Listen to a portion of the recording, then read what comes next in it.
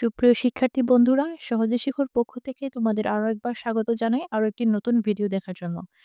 গত ভিডিওতে আমরা অষ্টম শ্রেণীর ইংরেজি ইউনিট 1 লেসন 1 পিপলস মিউজিকের পার্ট বি এর অর্থসহ তোমাদের বলে দিয়েছি। আজকে আমরা পড়ব হচ্ছে পার্ট বি এর পর যে প্রশ্নগুলো আছে এই প্রশ্নগুলোর আনসারগুলো তোমাদের দিয়ে দেব। তাহলে চলো শুরু করা যাক।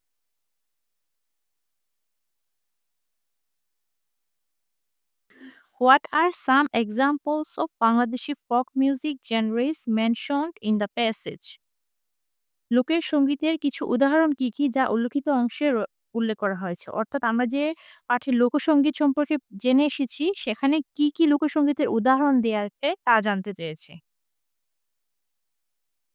আনসারটা দেখি চলো। Some examples of Bangladeshi folk music genres include বাউল, ভাওয়াইয়া, ভাটিওয়ালি, জারি, শাড়ি অ্যান্ড গাম্ভীরা। বাংলাদেশী লোকসঙ্গীতের কিছু উদাহরণ হলো বাউল, ভাওয়াইয়া, ভাটিয়ালি, জারি, শাড়ি এবং Gambhira.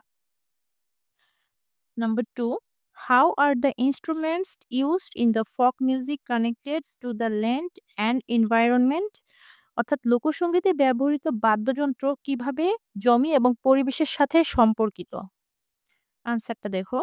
The instruments used in Bangladeshi folk music like ektara, dotara and flute are made from natural materials. অর্থাৎ বাংলাদেশী যে লোকসাহিত্যে ব্যবহৃত বাদ্যযন্ত্রগুলো যেমন একতারা, দোতারা, বাঁশি এগুলো প্রাকৃতিক উপাদান যেমন bamboo, wood and animal skin অর্থাৎ বাঁশ, কাঠ এবং প্রাণীর চামড়া দিয়ে তৈরি। These materials reflected অর্থাৎ these materials reflected reflect the connection between the music and the rural lifestyle of the land. এগুলো কি সঙ্গীতের সাথে জমি ও পরিবেশের সংযোগকে প্রতিফলিত করে। Number 3, what happens to folk music as people moves to cities and villages change? অর্থাৎ মানুষ যখন শহরে চলে যায় এবং গ্রাম পরিবর্তিত হয় তখন লোকসঙ্গীতের কি হয়? As people migrate to cities and rural areas অর্থাৎ যখন মানুষ শহরে চলে যায় এবং গ্রাম পরিবর্তিত হয় folk music often loses its traditional essence তখন লোকসঙ্গীত তার ঐতিহ্যবাহী রূপ হারিয়ে ফেলে।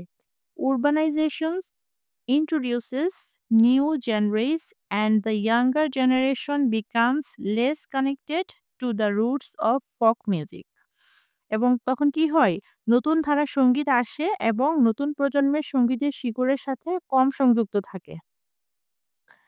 4 নম্বর প্রশ্নটা দেখি।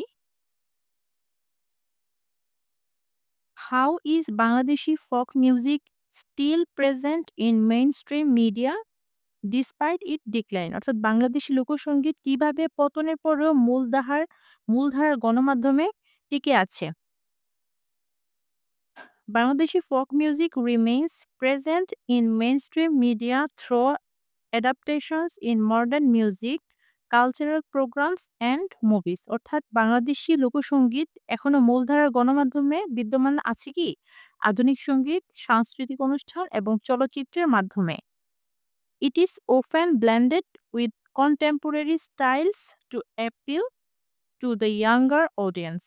এটি প্রায়ই তরুণ প্রজন্মকে আকর্ষণ করার জন্য আধুনিক ধারার সাথে মিশ্রিত করা হয়ে থাকে।